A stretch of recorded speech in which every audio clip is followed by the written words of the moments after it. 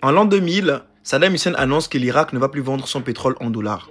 Par la suite, 3 ans plus tard, l'Irak est attaqué et envahi par les États-Unis. Saddam Hussein est tué, le pays est à feu et à sang. Par la suite, ils ont changé de régime. Et par la suite encore, bien évidemment, le pétrole de l'Irak est retourné sur le marché américain, c'est-à-dire vendu en dollars. Le prétexte qu'ils ont trouvé comme quoi il y avait des armes de destruction massive au niveau de l'Irak n'ont jamais été trouvés parce qu'ils n'ont jamais existé. En 2009, Muammar Kadhafi décide de ne plus vendre son pétrole en dollars. Il rejette aussi l'euro.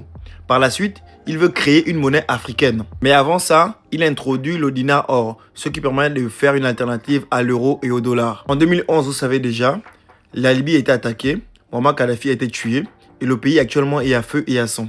Le Venezuela possède les plus grandes réserves de pétrole au monde.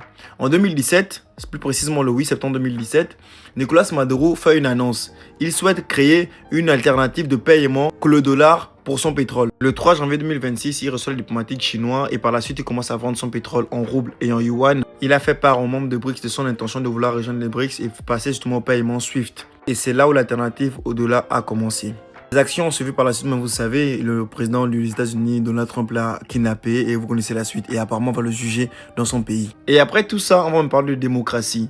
Si les États-Unis ont la capacité de pouvoir attaquer les dirigeants qu'ils veulent, c'est parce qu'en fait, ils savent qu'ils ont la possibilité de pouvoir le faire. S'ils n'arrivent pas à attaquer la Russie et la Chine et d'autres pays, j'en passe, c'est parce qu'en fait, ces pays-là ont la capacité de riposter de manière très très forte. Tout ça pour dire à nos dirigeants africains de s'armer militairement parlant. Faites comme l'AES. Actuellement, l'AES est en train de s'armer militairement parlant. C'est vraiment incroyable. Parce que vous l'aurez compris, Trump et les États-Unis veulent des dirigeants soumis à eux.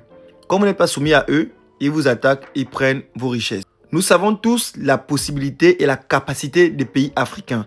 Nous avons l'or, le pétrole, le manganèse, l'uranium, le cobalt, le sulfate. Toutes les richesses du monde se trouvent en Afrique. Quand Trump va décider de prendre l'Afrique sous son aile, là, vous allez faire comment?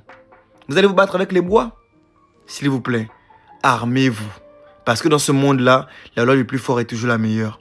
Partagez maximum la vidéo s'il vous plaît.